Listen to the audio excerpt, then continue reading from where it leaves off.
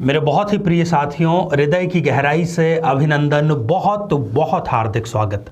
साथियों, आज से हम एक नवीन श्रृंखला आप लोगों के लिए लेकर के आए हैं। प्रत्येक लग्न के बारे में चर्चा करेंगे। शुरुआत आज करेंगे मेष लग्न के बारे में। कब व्यक्ति एक्स्ट्रा मैरिटल अफेयर की तरफ आकर्षित हो जाता है, उसमें पड़ जाता है। पूरी ज्योतिषीय पड़ताल, पूरे तार्किक आधार को लेकर के हम आपके सामने विश्लेषण प्रस्तुत करेंगे प्रत्येक लग्न के बारे में। और सबसे महत्वपूर्ण और सबसे खूबसूरत बात यह कि अगर आपके अंदर 1% भी इच्छा है उस एक्स्ट्रा मैरिटल अफेयर से बाहर आने की, तो हमारा उपाय आपके लिए 1000% कारगर रहेगा। इसमें कोई शक, कोई शुभा, कोई आशंका नहीं है। साथियों, यहां पर मैं इसको परिभाषित कर दूं बहुत ही साधारण से शब्दों में कि एक्स्ट्रा मैरिटल अफेयर, यदि आप शादीशुदा हैं, यदि आप विवाहित हैं और शादीशुदा होने के बावजूद यदि आप अपने जीवन साथी के इतर, मतलब जीवन साथी के अतिरिक्त किसी दूसरे व्यक्ति के साथ में इमोशनल फिजिकल रिलेशनशिप में हैं, तो ये एक एक्स्ट्रा मैरिटल अफेयर ही कहलाता है। इसमें बहुत हद तक ग्रहों का, और बहुत हद को यदि मैं परिभाषित करना चाहूँ तो 95% ग्रहों का ही इसमें खेल आ जाता है। साथियों, मेष लग्न के बारे में चर्चा करेंगे। इससे पहले एक बेहद ज़रूरी सूचना कि हम हमारे प्रत्येक एपिसोड के अंत में किसी न किसी जातक के प्रश्न का उत्तर देते हैं, और ये प्रश्न हमें प्राप्त होते हैं आप लोगों के ही द्वारा यूट्यूब कमेंट के माध्यम से। तो अपना कमेंट लिखने से पहले आप #आचार्य चंद्रकांत इस शब्द का प्रयोग ज़रूर करें, और साथ ही जो प्रश्न बेहद ही सरल सा हम एपिसोड के अंत में आपसे पूछेंगे, उसका सही जवाब देने वाले जातक का ही प्रश्न हम इसमें शामिल कर पाएंगे। साथियों, एक बहुत ही साधारण सा प्रश्न। एक व्यक्ति जिसका जीवन साथी बेहद खूबसूरत है, और न केवल खूबसूरत है बल्कि उसके प्रति ईमानदार है, लॉयल है, और शादी के समय भी उसने अपनी पसंद से ही, अर्थात घर वालों ने उसके लिए पसंद की, उसने भी तसल्ली की कि हाँ मुझे पसंद है हर तरह से, तब जाकर के उसने शादी की। क्या ऐसा व्यक्ति भी एक्स्ट्रा मैरिटल अफेयर में पड़ सकता है? आपके लिए ये हो सकता है चौंकाने वाली बात हो, परंतु ये सत्य है।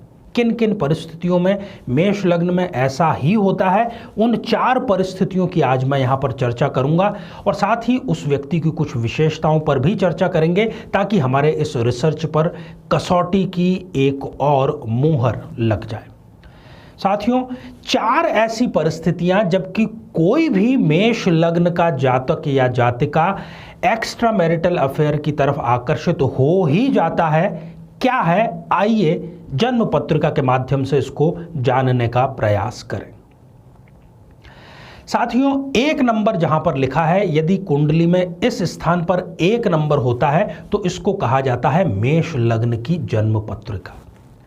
सबसे पहली स्थिति, यदि सप्तम भाव जो कि रिलेशनशिप का भाव है, वहां पर गुरु और बुध इन दोनों की युति है।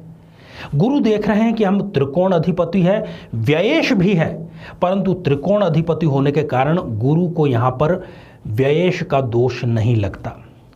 बुध तृतीयेश भी है और षष्ठेश भी है, इस कारण से ये सारी दारोमदारी एक्स्ट्रा मैरिटल अफेयर की बुध की काफी हद तक हो जाती है। बुध यहां पर पाप प्रभाव में आ गया है। यदि ये युति है तो ऐसा व्यक्ति एक्स्ट्रा मैरिटल अफेयर की तरफ जरूर रुख करता है, इसमें कोई दो राय नहीं।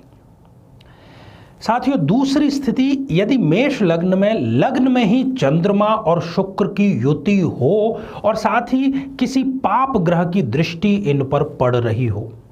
चंद्रमा केंद्र अधिपति है, शुभ यहां पर वो सारी सुख सुविधाएं देगा, परंतु शुक्र हम देख रहे हैं कि द्वितीयेश और सप्तमेश होने के कारण मार्केश है, प्रबल मार्केश है, इसलिए ये यहाँ पर जो युति है ये व्यक्ति को एक्स्ट्रा मैरिटल अफेयर की तरफ धकेलेगी, और कई बार तो इस व्यक्ति के घर वाले भी इसका साथ देते हैं इस मामले में।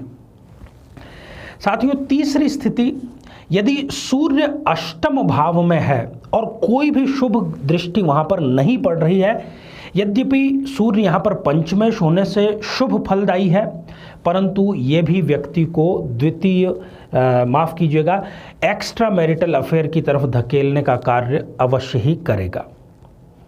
चौथी और अंतिम स्थिति मेष लग्न में यदि शुक्र द्वितीय भाव में या 12वें भाव में, इन दोनों भाव में किसी भी भाव में हो, इन दोनों में से शुक्र यदि द्वितीय भाव में है तो स्वग्रही है, ऐसा व्यक्ति जो है वो अपने जीवन साथी से कभी संतुष्ट नहीं होता।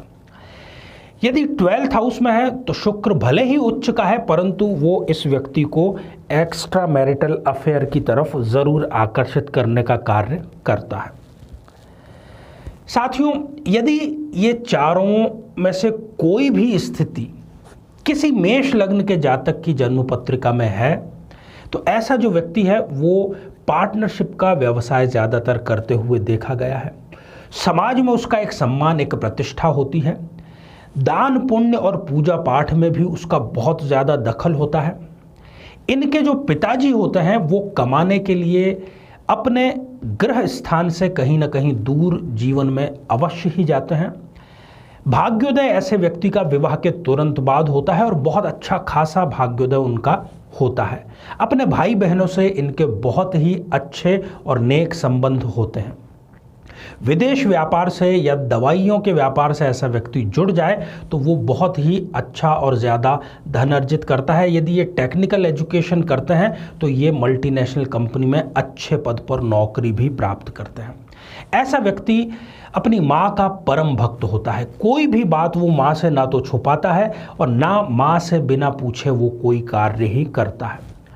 थोड़ा सा क्रोधी होता है और अपने ईगो पर कोई भी बात लेते उसको बिल्कुल भी देर नहीं लगती। आकर्षक व्यक्तित्व का धनी होता है तो आसपास के लोग, मित्र उससे हमेशा जुड़े रहना ही पसंद करते हैं। शौकीन होता है, पशु पक्षियों से भी ऐसे व्यक्ति को बहुत ही प्रेम होता है। यात्राएं भी ऐसा व्यक्ति लग्जरी के लिए या बिजनेस के लिए लगातार जीवन में करता ही रहता है और नेत्र से संबंधित भी कोई ना कोई परेशानी ऐसे व्यक्ति को जरूर होती है।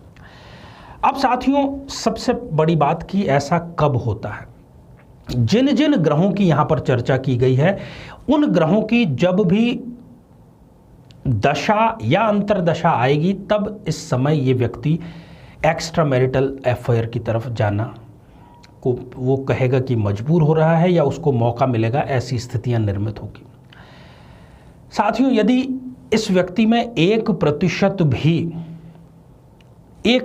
भी मन में ये इच्छा है कि मुझे इस गलत रिलेशनशिप से बाहर आना है क्योंकि ये मेरे दाम्पत्य को ख़त्म कर रहा है, तो उपाय इतना सरल है कि आपकी सोच से भी ज़्यादा सरल। यदि ऐसा व्यक्ति हर प्रकार के नशे को अपने जीवन से बाहर कर दे, चाहे वो शराब का नशा हो, सिगरेट का नशा हो, तंबाकू का नशा हो, गुटखे का नशा हो या किसी भी प्रकार का और नशा हो, 1 माह के भीतर ही ये व्यक्ति इस प्रकार के गलत रिलेशनशिप से बाहर आ जाएगा। निश्चित जानिए इस बात को। तो ज़रूर आप इसका लाभ उठाइए और कुंडली मिलान के समय भी इन तथ्यों को ज़रूर ध्यान में रखें। तो साथियों, अब हम बढ़ते हैं आज के हमारे कमेंट के चरण की ओर। आज हमने कमेंट शामिल किया है जया सचदेव जी का, जो कि उन्होंने लिखा है इंदौर मध्य प्रदेश से। जया जी, आपने जानना चाहा है कि क्या आपकी कुंडली में तलाक का योग है।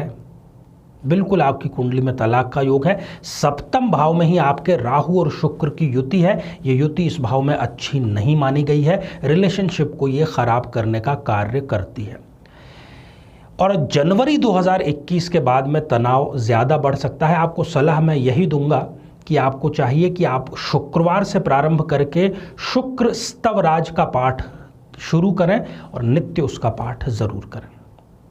अब आज का बेहद सरल सवाल आपसे पूछा जा रहा है कि आज के जो एक्स्ट्रा मैरिटल अफेयर का क्या उपाय बताया है, ऐसे व्यक्ति को उस रिलेशन से बाहर आने के लिए कौन सा उपाय करना चाहिए। साथियों, आप सभी स्वस्थ, समृद्ध और शांतिपूर्वक जीवन व्यतीत करें और ये श्रृंखला आगे जरूर देखते रहें। नमस्कार। जीवन में किसी समस्या का सामना कर रहे हैं, जैसे कि शादी में देरी होना, पति पत्नी में मनमुटाव या तलाक तक की नौबत आ जाना, संतान का प्राप्त न हो पाना, नौकरी या धन प्राप्ति में बाधा आना, जीवन के प्रत्येक क्षेत्र में किसी न किसी प्रकार की बाधा आना, तो आज ही अपनी जन्म पत्रिका का संपूर्ण विश्लेषण करवाएं और पाएं समस्या से सदैव के लिए मुक्ति।